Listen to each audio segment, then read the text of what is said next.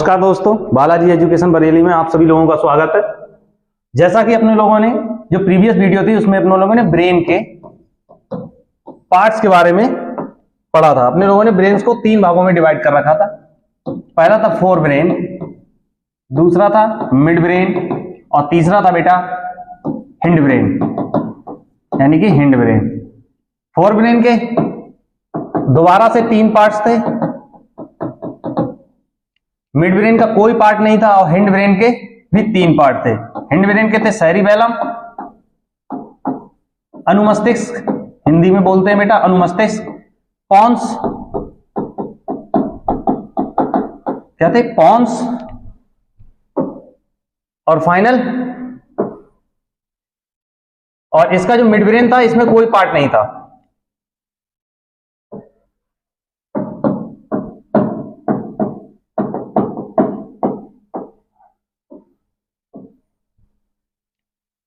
Cerebellum, cerebellum को अपने लोगों ने क्या बताया था? सेरिबेलम सबसे इंपॉर्टेंट बताया था मैंने, जो जिसके बारे में अधिकांशतः क्वेश्चन पूछे जाते हैं। मिड ब्रेन, इसके बारे में पूछा जाता है। मिड ब्रेन ये क्या करता है? मिड ब्रेन मैं आप लोगों को जल्दी से बता दे रहा हूं, जो प्रीवियस लेक्चर था उसका। मिड ब्रेन ईयर और आईज के जो सिग्नल्स होते हैं उनको कंट्रोल करता है। सेरिबेलम ये जीवन का वृक्ष बोला जाता है, क्योंकि ये पेड़ की तरह दिखता है तो इसे जीवन का वृक्ष बोलते हैं। पॉन्स, पॉन्स का क्या बेटा? पॉन्स का काम होता है पोस्ट ऑफिस का, और ये इसका एक न्यू पार्ट होता है मेडुला, हिंड ब्रेन का मेडुला। मेडुला का क्या काम होता है बेटा? मेडुला का वर्क होता है अनैच्छिक क्रियाएं, मतलब इनवॉल्यूंटरी रिएक्शंस को कंट्रोल करना, ये सब इसके अंतर्गत आते हैं। अब आ जाते हैं फोर ब्रेन। फोर ब्रेन के भी हमने 3 पार्ट्स पढ़े थे। सेरिब्रम, सेरिब्रम को क्या बोलते हैं बेटा? अग्र मस्तिष्क। इसी तरह से अपने लोगों ने पूरे ब्रेन को कवर किया था। ये 2 क्वेश्चंस हैं जो इंपॉर्टेंट, जो एग्जाम में आए हुए हैं, जो मैं आप लोगों के लिए स्क्रीन पर आप लोगों के शो हो रहे हैं। इसका आंसर देने की कोशिश कीजिएगा, ये इंपॉर्टेंट क्वेश्चन है। एक है स्पाइनल कॉर्ड की उत्पत्ति मस्तिष्क के किस भाग से होती है? यानी कि स्पाइनल कॉर्ड, स्पाइनल कॉर्ड क्या बोलते हैं बेटा? मेरु रज्जु। हिंदी वालों के लिए लिख दे रहा हूं मैं, मेरु रज्जु, मेरु रज्जु। मेरु रज्जु की उत्पत्ति मस्तिष्क के किस भाग से होती है बेटा? सेरिबेलम से होती है क्या? सेरिबेलम बेटा ऊपर होता है। ये देखो, ये कोई अगर मस्तिष्क मैंने बनाया है तो ये जो सबसे ऊपर वाला पार्ट होता है ये सेरी, और यहां पर ये ट्रीनुमा आकृति होती है, ये सेरिबेलम होता है बेटा। ये क्या होता है? ये सेरिबेलम होता है। इसे पेड़ की तरह दिखता है, इसे भी क्या बोलते हैं? इसे जीवन का वृक्ष बोलते हैं सेरिबेलम। क्या सेरिबेलम से उत्पत्ति हुई है, या मेडुला से उत्पत्ति हुई है, या पॉन्स से उत्पत्ति हुई है, या सेरिब्रम से हुई है? सेरिब्रम से तो बिल्कुल नहीं हुई है, क्योंकि ये सेरिब्रम सबसे ऊपर भाग, मतलब अग्रभाग, अग्र मस्तिष्क, तो इससे तो बिल्कुल नहीं। ये ऑप्शन तो वैसे ही कट हो जाएगा अगर आपने थोड़ा सा भी ब्रेन को सही से देखा है। पॉन्स से, मेडुला से, इन दोनों में आप लोगों को कंफ्यूजन होगा कि पॉन्स से, क्योंकि सेरिब्रम तो अकेला एक बिल्कुल अलग है जो वृक्ष की तरह दिख रहा है, तो ये भी नहीं होगा। अब ऑप्शन बचते हैं 2, मेडुला और पॉन्स। तो मेडुला और पॉन्स के बारे में मैंने आप लोगों को बताया था कि पॉन्स क्या, ये हिंड ब्रेन का पार्ट होते हैं। ये इस तरह से, जो इतना भाग पॉन्स कहलाता है। क्या कहलाता है? पॉन्स। और उसके नीचे का भाग मेडुला कहलाता है, मेडुला कहलाता है। और इसके जस्ट ऊपर जो ब्रेन होता है उसे मिड ब्रेन बोलते हैं, मिड ब्रेन। और यही मिड ब्रेन के पास से एक पिट्यूटरी ग्लैंड निकली हुई होती है। तो ये जो पॉन्स है, पॉन्स और मेडुला मिलकर क्या बना रहे हैं? इसे हम ब्रेन का स्टेम बोलते हैं, मतलब ब्रेन का तना, ब्रेन का तना। तो जो ये फाइनली जो निकल के जा रहा है, ये किससे कनेक्ट होगा जाके? ये कनेक्ट, जो हमारा मेडुला होता है वो रीढ़ की हड्डी से कनेक्ट होता है, और मेरु रज्जु किसके थ्रू होके जाती है? रीढ़ की हड्डी से। तो मेरु रज्जु किससे कनेक्ट होगी? उत्पत्ति किससे होती है? यानी कि फाइनली मेडुला से। ये बहुत अच्छा क्वेश्चन है। तो स्पाइनल कॉर्ड की उत्पत्ति किससे हुई होगी? मेडुला से। यह क्वेश्चन आपको डीप स्टडी कराता है कि ब्रेन के बारे में आप लोगों ने कितना पढ़ा है। In our body, next question, in our body involuntary act controlled by, यानी अनैच्छिक क्रियाएं, अनैच्छिक क्रियाएं कौन कंट्रोल करता है बेटा? अभी मैंने बोला था आप लोगों के लिए, अनैच्छिक क्रियाएं कौन कंट्रोल करता है? अनैच्छिक क्रियाएं कौन कंट्रोल कर रहा है? मेडुला इन फोरब्रेन, मेडुला इन हिंड ब्रेन, मेडुला इन स्पाइनल कॉर्ड या मेडुला इन मिड ब्रेन? बताइए बेटा कौन सा कंट्रोल कर रहा है? ये सारे बताइएगा आप, कौन कंट्रोल कर रहा है? क्या फोरब्रेन, मेडुला क्या फोरब्रेन में है? मैंने आप लोगों को पढ़ाया है कि बेटा मेडुला, फोरब्रेन तो यहां है, फोरब्रेन में क्या है? सेरिब्रम है, हाइपोथैलेमस है, थैलेमस है, ये सब है किसमें? फोरब्रेन में। तो क्या मेडुला है? ये नहीं होगा। मेडुला इन स्पाइनल कॉर्ड,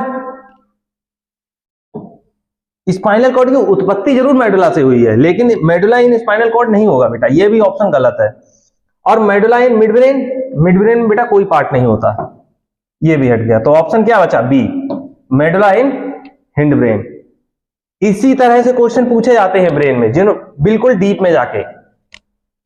जिन्होंने पढ़ा है उनके लिए ये क्वेश्चन बहुत आसान है, उन्होंने देख के ही आंसर टिक कर दिया होगा। ठीक है, तो हमारा जो नर्वस सिस्टम था वो कंप्लीट हो चुका है। अब हम बढ़ते हैं अपने नेक्स्ट सिस्टम की तरफ, जिसकी हमें स्टडी करनी है, वो है डाइजेस्टिव सिस्टम। क्या बेटा? पाचन तंत्र।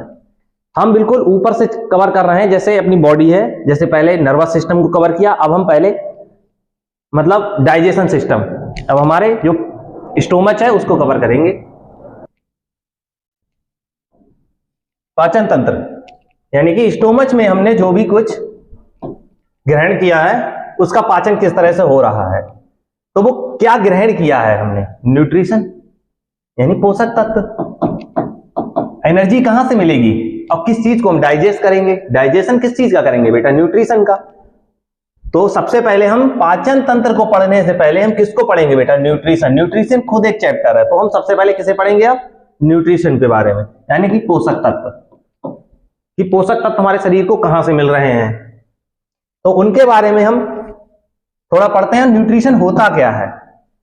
न्यूट्रिशन यानी कि बायोमोलिक्यूल्स, जैविक अणु, हम इन्हें जैविक अणु बोल सकते हैं ना, बायोमोलिक्यूल्स, जैविक अणु जो हमें एनर्जी देते हैं, यानी complex organic substance break down into simple organic substance called biomolecules. Biomolecules किसे कहते हैं? यानी कि जैविक अणु। हम किसे स्टडी करेंगे बेटा? न्यूट्रिशन को। तो हमारा जो नेक्स्ट चैप्टर होगा वो होगा न्यूट्रिशन, क्योंकि पढ़ना हमें डाइजेस्टिव सिस्टम था, लेकिन डाइजेस्टिव सिस्टम में हम किसका अध्ययन करते हैं? किसका पाचन करेंगे? जब कुछ मतलब न्यूट्रिशन तो लिया होगा ना हमने, तो उससे पहले, डाइजेशन से पहले हमें न्यूट्रिशन के बारे में भी पता होना चाहिए। तो हमारा जो चैप्टर का नाम होगा वो अगला न्यूट्रिशन। तो आप लोग इसे हेडिंग डाल के लिख लीजिएगा, न्यूट्रिशन। हम न्यूट्रिशन के बारे में पढ़ेंगे। तो न्यूट्रिशन में किससे? बायोमोलिक्यूल्स, क्योंकि हम इन सबका पाचन करते हैं। बायोमोलिक्यूल्स ये जो हमारे लिए इंपॉर्टेंट है, यानी कि जैविक अणु। चैप्टर का नाम हो गया न्यूट्रिशन और इसमें डाल लीजिएगा बायोमोलिक्यूल्स। बायोमोलिक्यूल्स किसे कहते हैं? यानी कि बायोमोलिक्यूल्स बेटा डेफिनेशन हो गई, complex organic substance break down simple inorganic compound या सबस्टांस। यानी जो कॉम्प्लेक्स ऑर्गेनिक सबस्टांस होता है, ऑर्गेनिक पदार्थ है, उसको तोड़ता है ये सिंपल इनऑर्गेनिक कंपाउंड में। That substance provide energy. और ये जब ये टूटा, जब ये सिंपल इनऑर्गेनिक सबस्टांस कंपाउंड में टूटा, तो ये क्या देगा? ये देगा एनर्जी। क्या देगा? एनर्जी, जिसके थ्रू हम वर्क करते हैं, एनर्जी दे रहा है। यानी कि आप देखिए जैसे कोई भी फूड होता है वो कॉम्प्लेक्स फूड होता है, मतलब कॉम्प्लेक्स होता है, कॉम्प्लेक्स फूड है। किसमें हुआ? सिंपल सबस्टांस में ये टूटा, और ये सिंपल सबस्टांस क्या देते हैं? एटीपी, यानी ऊर्जा देते हैं। और ये ऊर्जा किस फॉर्म में होती है? एटीपी की, एडिनोसिन ट्राइफॉस्फेट, जो मैंने आपको माइटोकॉन्ड्रिया के अंदर पढ़ाया था। किसका? एटीपी, एडिनोसिन ट्राइफॉस्फेट के रूप में, यानी ये एटीपी के अणु की फॉर्म में होती है। तो अपने लोग क्या पढ़ रहे हैं अभी? बायोमोलिक्यूल्स।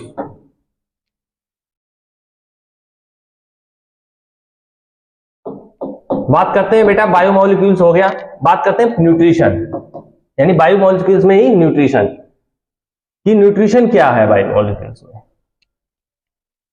न्यूट्रिशन है, न्यूट्रिशन को दो भागों में डिवाइड कर रखा है। न्यूट्रिशन पोषक तत्व दो भागों में, एक है मैक्रो और एक है माइक्रो। माइक्रो का मतलब है मुख्य पोषक तत्व, यानी जो बहुत ज्यादा मात्रा में चाहिए होते हैं, और ये होते हैं सूक्ष्म पोषक तत्व, इन्हें जो बहुत सूक्ष्म मात्रा में चाहिए होते हैं, यानी तो इन्हें नाम दे दिया गया माइक्रो, और इन्हें बेटा नाम दे दिया गया है माइक्रो न्यूट्रिशन। क्या नाम दे दिया गया है बेटा? Micro nutrition. ये चैप्टर किसी भी एग्जाम में एक या दो क्वेश्चन इससे ही पूछे जाते हैं। ये इसीलिए इंपॉर्टेंट है, सीरियस लेने वाला चैप्टर है ये। अभी आप लोग समझ जाएंगे जब मैं पढ़ाऊंगा कि हाँ ये क्यों इंपॉर्टेंट है। जैसे इसका जो मुख्य पोषक तत्व है, जैसे कार्बोहाइड्रेट, प्रोटीन और फैट, यानी कार्बोहाइड्रेट बेटा, कार्बोहाइड्रेट ये प्रोटीन है बेटा, ये वसा है। लिख दिया मैंने आप लोगों के लिए हिंदी में भी। माइक्रो न्यूट्रिशन में क्या, पोषक तत्व में क्या आएगा? कार्बोहाइड्रेट, प्रोटीन और वसा। और इधर माइक्रो के अंदर बेटा क्या आएगा? माइक्रो के अंदर आएगा विटामिन, खनिज, मिनरल्स को क्या बोलते हैं बेटा हिंदी में? खनिज। और इधर जल या पानी, ठीक है। और जो ये माइक्रो वाले होते हैं, जो ज्यादा मात्रा में चाहिए होते हैं हमें, ये मैक्सिमम क्वांटिटी में चाहिए होते हैं हमारी बॉडी को, तो ये एनर्जी भी ज्यादा देंगे। ये 50 से 80% एनर्जी प्रोवाइड कराते हैं हमारी बॉडी को। और यहीं पर माइक्रो न्यूट्रिशन में क्या देखते हैं? ये कम मात्रा में चाहिए होते हैं, पर चाहिए जरूर होते हैं। ऐसा नहीं है कि ये नहीं चाहिए, मात्रा कम होती है लेकिन आवश्यक बहुत है ये। क्यों? क्योंकि ये डिफेंसिव मैकेनिज्म का वर्क करते हैं। डिफेंसिव मैकेनिज्म यानी कि रक्षात्मक प्रणाली बेटा, रक्षात्मक, हमारी बॉडी की भी एक रक्षात्मक प्रणाली है जो रोगों से लड़ने का काम करती है। रक्षात्मक प्रणाली के लिए महत्वपूर्ण है ये, तो इसीलिए हमें इनको भी इनटेक करना होता है अपनी बॉडी के लिए, पोषक तत्व यानी ग्रहण करना होता है।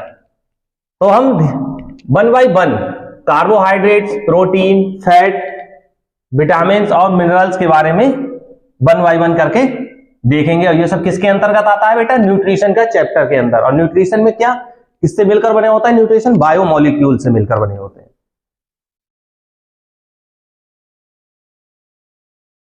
जो अपनों लोगों ने प्रीवियस स्लाइड में देखा है कि इसका ये जो क्लासिफिकेशन मैंने किया था पोषक तत्व का, ये दो तरह से किया है, माइक्रो न्यूट्रिशन और माइक्रो न्यूट्रिशन। इसका एक तरह से और हो सकता है क्लासिफिकेशन, जिसे बोलते हैं मतलब एनर्जी गिवन। ये अदर टाइप से क्लासिफिकेशन है, एनर्जी गिवन न्यूट्रिशन। क्या है? कार्बोहाइड्रेट शर्करा। क्या है? कार्बोहाइड्रेट शर्करा। इसका एग्जाम्पल में क्या आता है? कार्बोहाइड्रेट शर्करा यानी कार्बोहाइड्रेट। और बॉडी बिल्डिंग न्यूट्रिएंट होते हैं।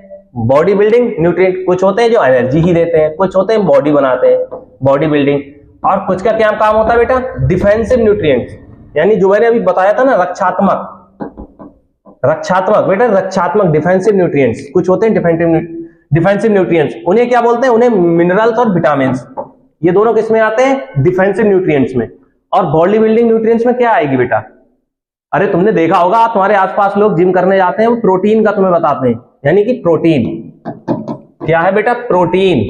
प्रोटीन के बारे में पढ़ेंगे। ये क्या है? बॉडी बिल्डिंग न्यूट्रिएंट्स है। और एनर्जी गिवन न्यूट्रिएंट क्या है? ये एनर्जी देती है, सीधे ऊर्जा, डायरेक्ट ऊर्जा। क्या है बेटा? कार्बोहाइड्रेट, यानी कि कार्बोहाइड्रेट ये एनर्जी गिवन न्यूट्रिएंट है। तो हम 1 by 1 करके इन सब के बारे में पढ़ेंगे। तो सबसे पहले स्टार्ट करते हैं बेटा कार्बोहाइड्रेट से। कार्बोहाइड्रेट को बेटा हिंदी में बोलेंगे शर्करा। क्या बोलेंगे? शर्करा। जैसा कि लिखा हुआ देख रहे हैं हम, most abundant biomolecules on earth. क्या है? ये क्वेश्चन है, ये इंपॉर्टेंट लिख लेना, ये ध्यान नहीं रहता है। ये जो वन वर्ड जो आंसर होते हैं इनका, ये मोस्ट अबंडेंट मॉलिक्यूल है ऑन अर्थ का। कौन? अर्थ का। कार्बोहाइड्रेट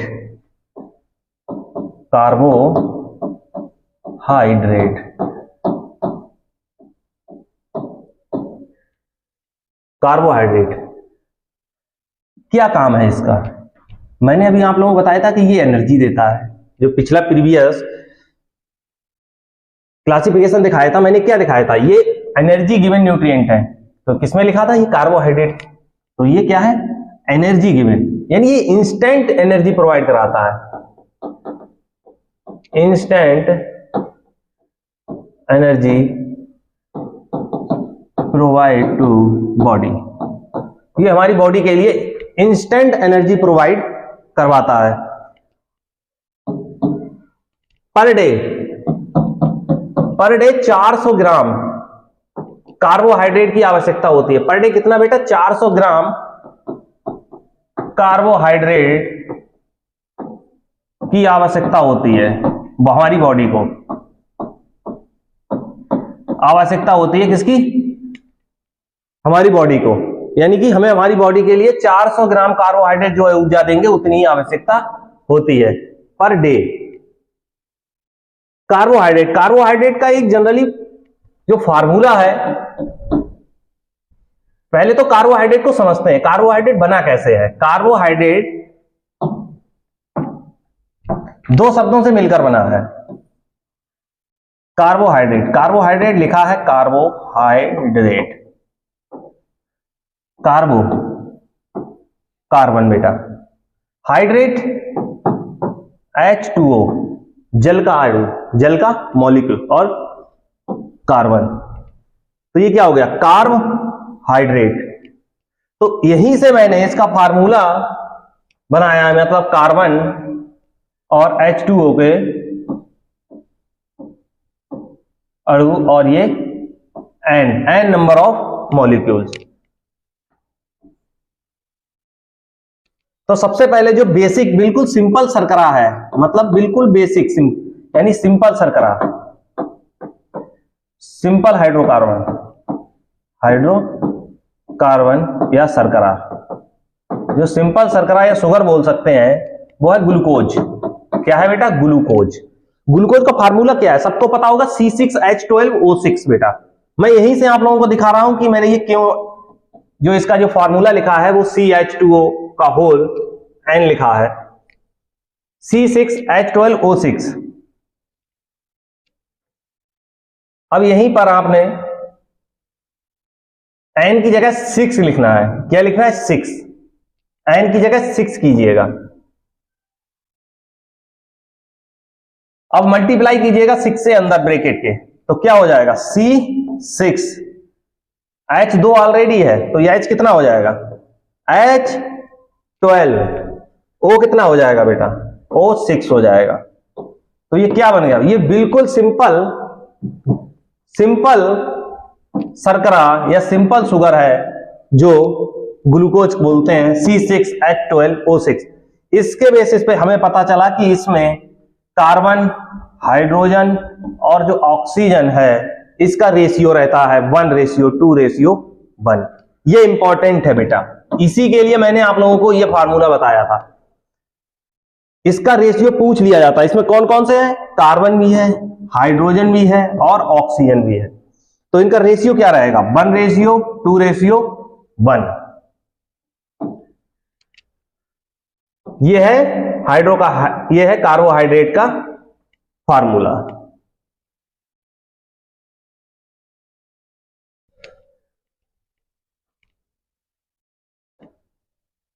कार्बोहाइड्रेट मैंने बताया था कि ये सबसे ज्यादा पृथ्वी पर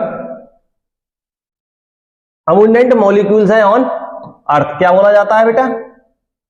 कार्बोहाइड्रेट।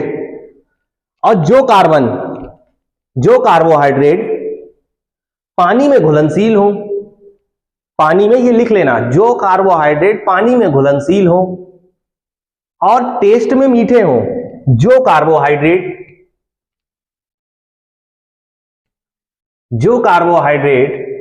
पानी में घुलनशील हो और टेस्ट में मीठे हो, वो शुगर कहलाते हैं। क्या कहलाते हैं बेटा? शुगर।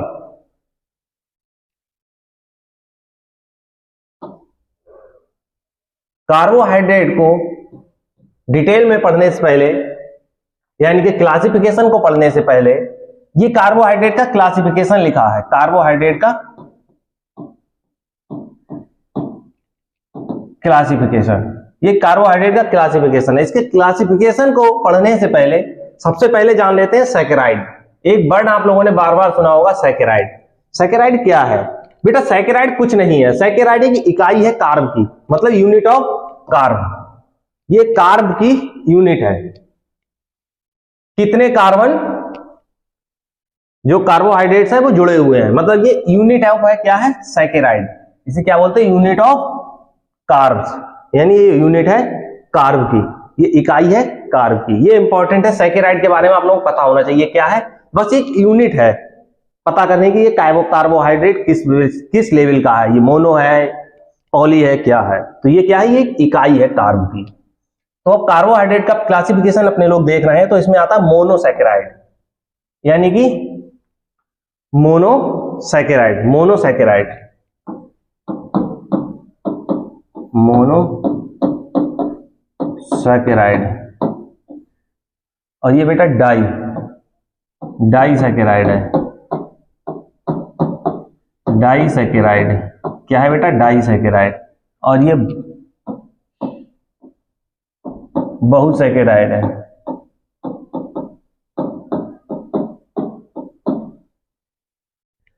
मोनो का नाम से ही स्पष्ट हो रहा होगा तुम लोगों को कि इसमें ये मोनोसैकेराइड मतलब एक सैकेराइड है, मतलब सिंगल शुगर है। क्या है? शुगर का सिंगल शुगर, मतलब एक शुगर का अणु है। क्या है?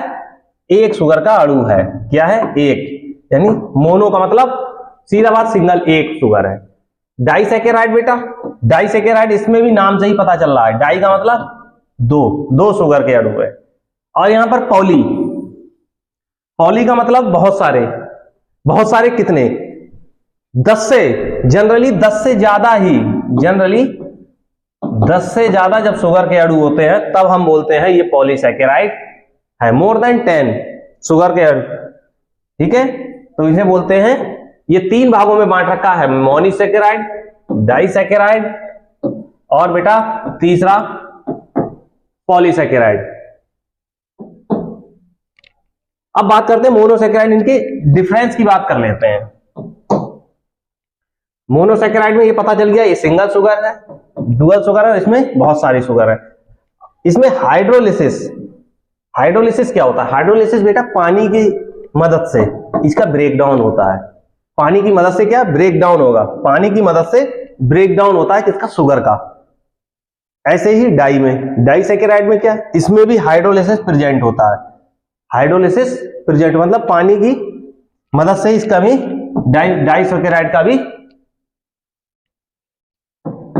होता है। लेकिन पॉलीसैकेराइड में हाइड्रोलिसिस प्रेजेंट नहीं होता है, मतलब इसका ब्रेकडाउन नहीं होता है पॉलीसैकेराइड का। इसके एग्जाम्पल देख लेते हैं, सबसे ज्यादा इंपॉर्टेंट। इस पर एग्जाम्पल्स पर बेटा इंपॉर्टेंट लिख लेना। और अगर आपको ये वीडियो अगर पसंद आ रही है तो लाइक करते रहिएगा भाई, और शेयर करते रहिए, ठीक है। फायदा सबको मिलना चाहिए क्लास का। इंपॉर्टेंट बेटा, ये सबसे ज्यादा इंपॉर्टेंट क्वेश्चन पूछा जाता है। मोनोसैकेराइड, मोनोसैकेराइड क्या है? इसके एग्जाम्पल बेटा फ्रक्टोज और गैलेक्टोज। क्या है बेटा? फ्रक्टोज और गैलेक्टोज। फ्रक्टोज और गैलेक्टोज, फ्रक्टोज और गैलेक्टोज। और यहीं पर बेटा इसके यानी कि डाइसैकेराइड के जो एग्जाम्पल मैं लिखा रहा हूं ये भी बहुत इंपॉर्टेंट है। सुक्रोज, माल्टोज और लैक्टोज। सुक्रोज, माल्टोज और लैक्टोज। लैक्टोज पड़ा हुआ हो रहा होगा, आपके मन में गुदगुदी हुई होगी कि अरे ये तो पड़ा हुआ है, इसे मिल्क शुगर बोलते हैं। हाँ, पढ़ाएंगे आगे चल के, सब बताऊंगा मैं आपको, क्योंकि जब भी कोई पड़ी हुई चीज सामने आ जाती है तो बस उछलने लगते हैं। माल्टोज और ये लैक्टोज। और जो तीसरा है पॉलीसैकेराइड। पॉलीसैकेराइड के जो एग्जाम्पल्स हैं वो दो तरह से देखते हैं। भंडारण मतलब जो भोजन का भंडारण, यानी भोजन को जो संचित करते हैं, जैसे ग्लूकेगॉन, ये लीवर और मसल्स में एनर्जी को स्टोर करता है ग्लूकेगॉन की फॉर्म में। भंडारण, भंडारण की फॉर्म में ग्लूकेगॉन। स्टार्च, स्टार्च का तो बेटा पता ही होगा, पेड़ पौधों में, प्लांट्स के भोजन की तरह। तो ये भंडारण के स्टोरेज की तौर पर किसका, ग्लूकेगॉन और स्टार्च को पढ़ते हैं हम, किसमें, पॉलीसैकेराइड में।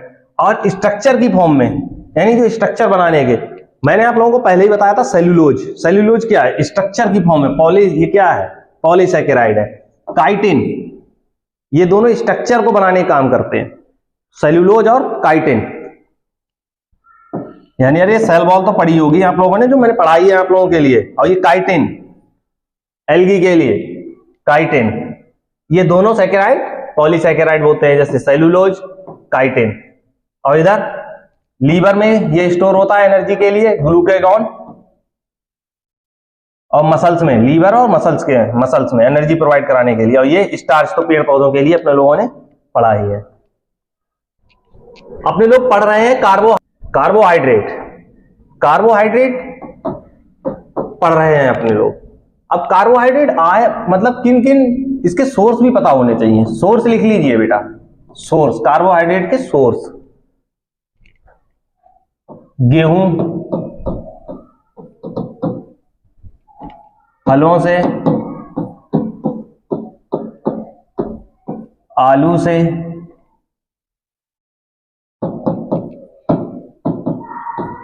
मूंगफली से,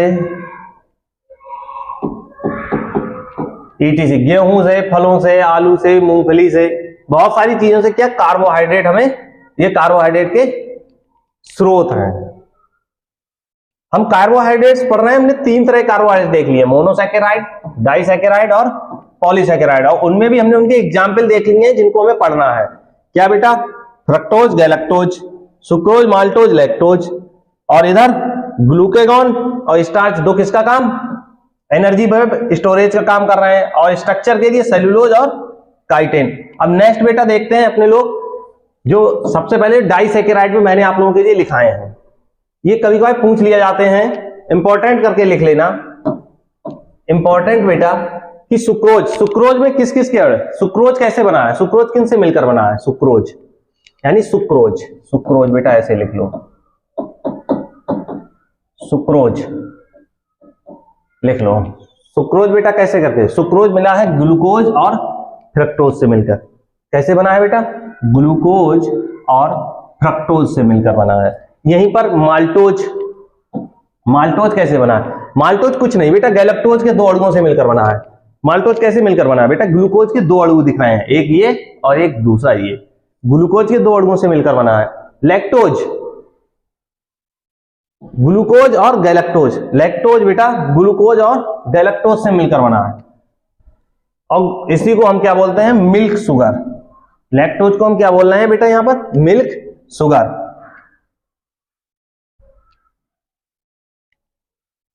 ग्लूकोज, सबसे पहले हम देखते हैं बेटा ग्लूकोज,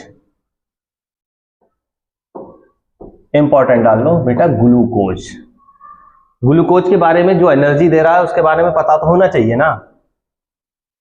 ग्लूकोज क्या आप देखेंगे बेटा, सबसे पहले देखेंगे ग्लूकोज के बारे में। ये इसे ग्रेप शुगर बोलते हैं। ग्रेप शुगर क्यों बोलते हैं, ऐसे ही थोड़ी ना बोल दिया होगा बेटा ग्रेप शुगर की, कुछ भी मुंह उठाया मैंने बोल दिया ऐसे ग्रेप शुगर, या किसी ने जिसने भी नाम दिया इसका, बेटा उसने देखा है कि ये अंगूरों में पाया है, अंगूरों में पाया जाता है। कौन सी, ये क्या, ग्लूकोज, ये ग्रेप शुगर, ये अंगूरों में पाई जाती है।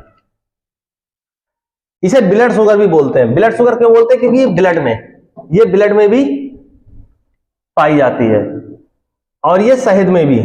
लेकिन शहद में ये अकेले नहीं होती, शहद में इसका साथ देने के लिए फ्रक्टोज भी होता है, और जिसकी मात्रा, फ्रक्टोज की मात्रा ज्यादा होती है बेटा। किसकी मात्रा, फ्रक्टोज की मात्रा ज्यादा होती है। जो इसमें ग्लूकोज होता है शहद में वो 32% होता है, जबकि फ्रक्टोज में 38% होता है, जबकि फ्रक्टोज शहद में 38% होता है। तो ग्लूकोज होता है लेकिन फ्रक्टोज की परसेंटेज ज्यादा होती है। अब बात, और इसका एक नाम और भी है, डेक्सट्रोज। ये इंपॉर्टेंट है, कभी कभार पूछ लिया जाता है कि डेक्सट्रोज क्या है। कुछ नहीं है बेटा, डेक्सट्रोज ग्लूकोज ही है। डेक्सट्रोज क्या है बेटा? ग्लूकोज। और जब भी ओज की बात हो, ओज, जिसके भी नाम के पीछे ओज लिखा हो, समझ जाना बेटा कार्बोहाइड्रेट की बात हो रही है। ओज का मतलब बेटा क्या? कार्बोहाइड्रेट। ओज की बात हो रही है तो इसका मतलब कार्बोहाइड्रेट की बात हो रही है। और बेटा जहां एज की बात हो वहां समझ जाना बेटा एंजाइम की बात हो रही है। क्या हो रही है बेटा? एंजाइम। एंजाइम की बात हो रही है, एंजाइम की बात हो रही है, एंजाइम की बात हो रही है। अब बात नेक्स्ट की तरफ चलते हैं। बस आप लोगों के लिए जो एग्जाम पॉइंट ऑफ व्यू से बस उतना ही पढ़ाएंगे। ग्लूकोज को क्या बोलते हैं? ग्रेप शुगर बोलते हैं, ये ब्लड शुगर भी बोलते हैं, और ये शहद में भी ये शहद में भी होता है। इसमें 32% ग्लूकोज शहद में होता है और 38% फ्रक्टोज होता है शहद में, और इसे डेक्सट्रोज भी बोलते हैं। फ्रक्टोज, फ्रक्टोज के बारे में क्या पढ़ते हैं? फ्रक्टोज, फ्रक्टोज ये फलों में पाया जाता है। नाम याद करना, फ्रूट, फ्रक्टोज मतलब फ्रूट से फ्रक्टोज, किसमें? फलों में बेटा। ये चीनी से ज्यादा, हर फल मीठा होता है। अब आप लोग बोलेंगे सर ऐसा कैसे? बेटा जब उसका रस, यानी कि अगर उसका रस देखा जाए तो हर सब फलों में कुछ ना कुछ मिठास होती है, ठीक है, मिठास होती है। तो ये चीनी से भी ज्यादा मीठी शर्करा है। क्या है? फ्रक्टोज, ठीक है। अब ये जब फलों में है, अब फल क्या है? फल तो एक प्राकृतिक चीज है, ठीक है। तो जो ये जो शर्करा है इसे नेचुरल फ्रक्टोज, तो इसमें नेचुरल फ्रक्टोज होगा। जब ये फलों में है तो इसे कौन सी फ्रक्टोज होगा? इसे नेचुरल फ्रक्टोज बोलेंगे। क्या उसे क्या बोलेंगे? नेचुरल फ्रक्टोज, नेचुरल फ्रक्टोज बोलेंगे बेटा। क्या बोलेंगे? Natural fructose. क्या बोलेंगे? Natural fructose. तो ये नेचुरल फ्रक्टोज क्या होगा? लेबुलोज, यानी कि लेब्यूलोज। ये इंपॉर्टेंट कर लेना, लेबुलोज, लेबुलोज। जो ये नेचुरल जो फ्रक्टोज है जो फलों में पाया जा रहा है, इसके कारण मीठे लग रहे हैं, ये नेचुरल फ्रक्टोज है। ये कौन सा है? लेबुलोज। कौन सा पाया जाता है बेटा? लेबुलोज। ये इंपॉर्टेंट है आप लोगों के लिए। बात करते हैं जो तीसरा है वो है लैक्टोज, यानी जिसे मैंने बोला था मिल्क शुगर, कि मैं आगे पढ़ाऊंगा कि आप उछलने लगे जैसे ही कुछ। मिल्क शुगर, मिल्क शुगर क्या है? ये मिल्क, मिल्क बेटा बहुत सारी चीजों के लिए उपयोग, जैसे विटामिन ए भी मिल्क में होता है, प्रोटीन होता है, एक प्रोटीन होता है, ठीक है, इसमें दूध में, ये इसे मिल्क शुगर भी बोलते हैं, ठीक है। जनरली क्वेश्चन बस यही पूछा जाएगा कि मिल्क शुगर किसे बोलते हैं। क्वेश्चन आपका क्या होगा? सीधे लैक्टोज, ठीक है। और कोगुलेशन ऑफ मिल्क, कोगुलेशन जब आप मिल्क होता है मतलब मिल्क का किण्वन। आप लोगों ने कभी कभार देखा होगा कि जो छोटे बच्चे होते हैं उन्हें जब दूध पिलाते हैं तो वो उसके बाद दूध निकाल देते हैं तुरंत मुंह के थ्रू, अपने मुंह से। तो वो दूध जो होता है, मुख से जो दूध निकालते हैं तो वो दही की फॉर्म में मतलब टूट गया होता है, उसके बड़े बड़े से टूट गया होता है।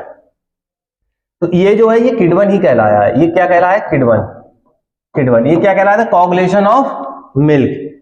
लेकिन ये ह्यूमन बॉडी के, जैसे अब इन्फेंट बेबी है उसके अंदर गया है तो वहां पर एक इलेक्ट्रोबैसिलस नाम का एक आंतों में बैक्टीरिया होता है, ये उसके कारण होता है, ठीक है। तो ये सबसे इंपॉर्टेंट क्वेश्चन इसके लिए बस यही है कि मिल्क शुगर किसे बोलते हैं? तो ये है लैक्टोज। बात करते हैं चौथे पे, गैलेक्टोज। गैलेक्टोज क्या है? ये not found in free state. मैंने सबसे पहला पॉइंट लिखा है, ये फ्री अवस्था में नहीं मिलता। क्या नहीं मिलता? ये फ्री अवस्था में नहीं होता, not found in free state. इसे ब्रेन शुगर बोलते हैं। अरे अब तो आप लोगों के लिए एक नई, ये सिर्फ ब्रेन शुगर बोल रहे हैं, ब्रेन शुगर। ब्रेन शुगर कैसे? क्योंकि ये ब्रेन को डेवलप करने में काम आती है। अब आप लोगों के लिए, आप लोग सोच रहे होंगे कि तो इसी की ग्रहण करते हैं ना, इसी को खाते हैं, क्या रखा है अब मतलब ब्रेन डेवलप हो जाएगा, ब्रेन शुगर। ऐसा नहीं है कि आप इसे खा लें और ब्रेन डेवलप हो जाए। ये हर चीज की एक निश्चित क्वांटिटी होती है बच्चा, ठीक है। ये मदद करता है, ठीक है, ब्रेन शुगर। इसीलिए से ब्रेन मतलब ग्रोथ होने में, ब्रेन की मेंटल ग्रोथ होने के लिए। लेकिन इसे ज्यादा खाने से थोड़ी ना है कि हमारा ब्रेन ज्यादा डेवलप हो जाएगा, ऐसा नहीं होता। It helps in mental growth in infant baby. Infant मतलब बेटा छोटे बेटी जो नवजात होते हैं, 1-2 साल तक जो नवजात, तो वैसे ज्यादा छोटे बच्चे को बोला जाता है, जो छोटे बच्चे होते हैं उनके मेंटल ग्रोथ के लिए ये गैलेक्टोज इंपॉर्टेंट है। और ये फ्री स्टेट में नहीं पाया जाता है, ठीक है। फ्री स्टेट वैसे कैसे, जैसे फलों में या फिर इसी में किसी भी तरह से फ्री स्टेट में ये नहीं पाया जाता है। सुक्रोज क्या है बेटा, ये सुक्रोज, इसी का तो इंतजार था आप लोगों को कि आप लोग सोच रहे होंगे सब पढ़ा दिए सर, सुक्रोज कहां रह गया। Sucrose house hold sugar. House hold sugar क्यों बोला बेटा, ये हर घर में है, ठीक है। चीनी, और चीनी का मैं चीनी, ठीक है। इसे टेबल शुगर भी बोलते हैं। अब आप लोग कहीं भी गए होंगे दुकान, शॉप ऊपर या चाय वाली टपरी पर, तो वहां पर ये टेबल पे रखी होती है, तो ये वहीं से इसका नाम आया है। ये क्या है, टेबल शुगर। गन्ने से मिलती है इसीलिए क्या इसका नाम रख दिया बेटा, कैन शुगर। क्या, शुगर कैन यानी कैन शुगर। ये जीएफ से मिलकर बना होता है। अब जीएफ का नाम सुन के तुम्हारे दिमाग में तुरंत कल वाला मैंने जो बताया सब भूल गए होगे क्या, हाइपोथैलेमस एक्टिवेट हो गया तुम्हारा, यानी जीएफ। अबे यहां गर्लफ्रेंड नहीं है, यहां है ग्लूकोज और फ्रक्टोज। ये जीएफ से मिलकर बना है। कैसे, ग्लूकोज और फ्रक्टोज, ये दो चीजों से मिलकर बना है सुक्रोज। किससे, ग्लूकोज और फ्रक्टोज। ये पूछ लिया जाएगा, सबसे ज्यादा इंपॉर्टेंट है ये, इस पर इंपॉर्टेंट लिख लेना सुक्रोज के बारे में। जो मैंने ये तीनों नाम लिखाए हैं आपकी तरह ये जैसे आपके नाम, मम्मी के आपका नाम कुछ और लेती हैं, पिताजी आपका ओरिजिनल नाम लेंगे, और जो पापा की परी होगी वो आपका नाम बाबू सोना लेगी। इसी तरह इसके भी बहुत सारे नाम है। हाउस होल्ड शुगर बोलते हैं, टेबल शुगर बोलेंगे, कैन शुगर बोलेंगे, सुक्रोज तो है ही एक नाम। तो ये दो से मिलकर बना है क्या बेटा, ग्लूकोज और फ्रक्टोज। और जीएफ,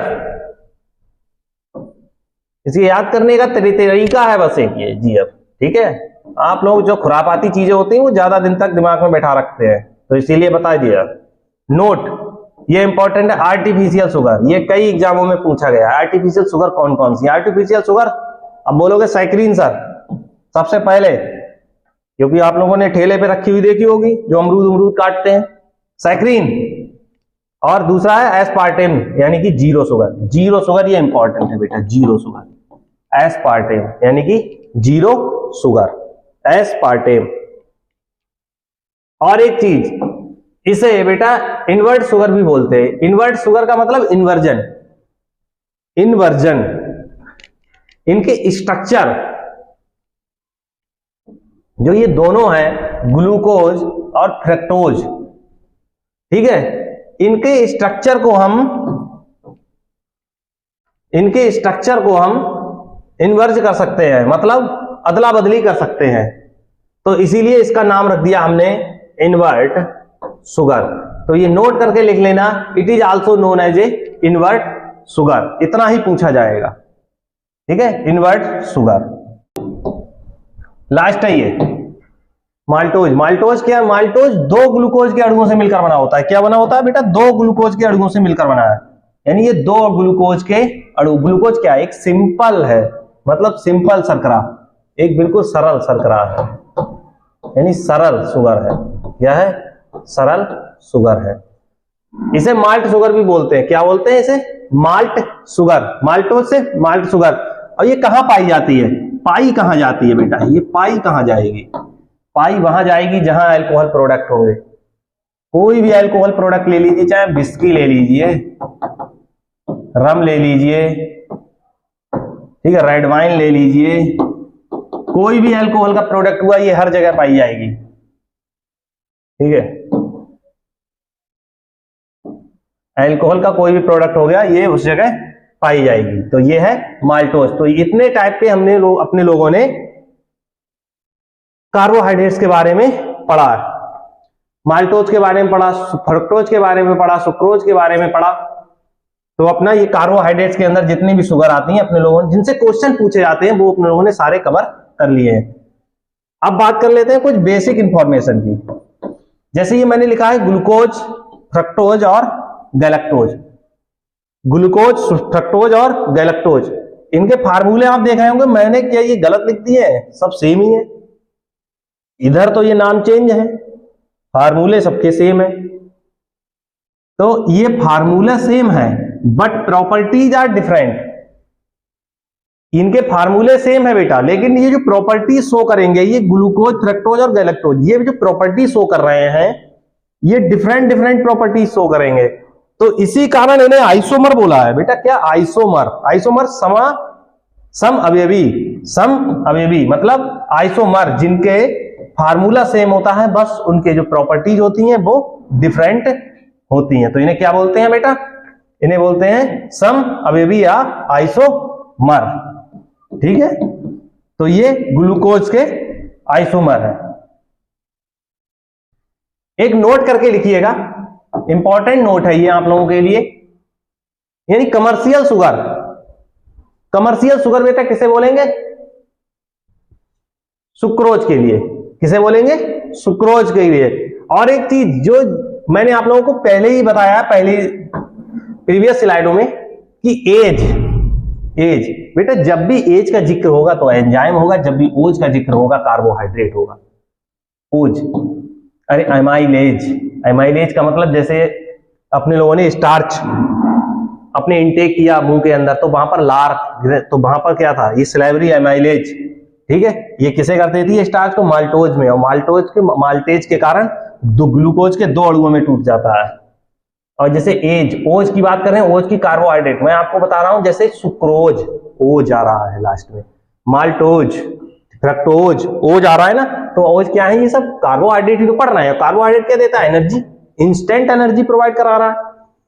तो एक नोट और लिखना, वहीं पर लिख लेना कि most abundant organic molecules on earth, सबसे ज्यादा पृथ्वी पर पाए जाने वाला ऑर्गेनिक मॉलिक्यूल कौन सा है बेटा? सेल्यूलोज। क्या है? सेल्यूलोज। हिंदी में भी लिख लेना सेल्यूलोज। क्या है? Cellulose, cellulose. और इससे पहले मैंने एक लिखाया था कि most abundant biomolecules on earth, पृथ्वी पर सबसे ज्यादा पाए जाने वाला बायोमोलिक्यूल कौन सा है बेटा? कार्बोहाइड्रेट। क्या है? कार्बोहाइड्रेट। ये इंपॉर्टेंट है दोनों। अब बात कर लेते हैं स्टार्च। स्टार्च क्या कहां पर पढ़ा था? स्टार्च अपने लोगों ने पढ़ा था पॉलीसैकेराइड में, पॉलीसैकेराइड में बेटा पढ़ा था। पॉलीसैकेराइड में भंडारण करता है, ठीक है, किसका? ऊर्जा का। किसके थ्रू? भोजन के थ्रू। ठीक है, लीवर में, मसल्स में। ठीक है, तो ये स्टार्च है। स्टार्च को जैसे ही इंटेक किया, सिलेवरी एमाइलेज, यानी ये कहां? लार में होता है हमारा एमाइलेज, और इसे माल्टोज को किसमें तोड़ देगा? ये ग्लूकोज के 2 अणुओं में तोड़ेगा। किसमें? 2 अणुओं में, ये ग्लूकोज के 2 अणुओं में। अभी स्टार्च के बारे में, ये 2 अणु कैसे, इसके बारे में बताता हूं। एक आलू लीजिएगा, आलू में स्टार्च होता है, स्टार्च रिच, यानी कि कार्बोहाइड्रेट रिच होता है। ये आलू क्या है? आलू कार्बोहाइड्रेट रिच माना जाता है। एक एक्सपेरिमेंट आप लोगों ने स्कूल में किया होगा, मैम ने आपको एक आलू लेके बुलाया होगा और कहा होगा देखिएगा अगली बार हम आपको कार्बोहाइड्रेट या स्टार्च के बारे में बताते हैं। तो उन्होंने आलू को स्कूल में मंगाया होगा और उसे काटा होगा बीच से। काटने के बाद उसके ऊपर आयोडीन डाला होगा। किसका? आयोडीन डालने के बाद कुछ देर बाद देखा होगा कि वह आलू नीला और काला हो गया है। क्या? नीला और काला, नीला काला हो गया, कुछ हिस्सा नीला कुछ काला ऐसे करके हो गया। तो ये क्या है? ये शो कर रहा है कि इसमें स्टार्च है। क्या है? स्टार्च है। ये एक्सपेरिमेंट पता क्या कहलाता था? ये कहलाता था आयोडीन टेस्ट। क्या कहलाता था? Iodine test. तो अपने लोगों ने आज कंप्लीट हाइड्रोकार्बन्स की स्टडी की है, कार्बोहाइड्रेट की स्टडी की है, कंप्लीट कार्बोहाइड्रेट की स्टडी की है। अपने लोगों ने कार्बोहाइड्रेट्स के टाइप को पढ़ा, कार्बोहाइड्रेट्स के टाइप्स के अंदर जो उनके एग्जाम्पल्स थे, glucose, galactose, maltose, fructose, sucrose, ठीक है, स्टार्च, सबके बारे में अपने लोगों ने डिटेल में पढ़ा है।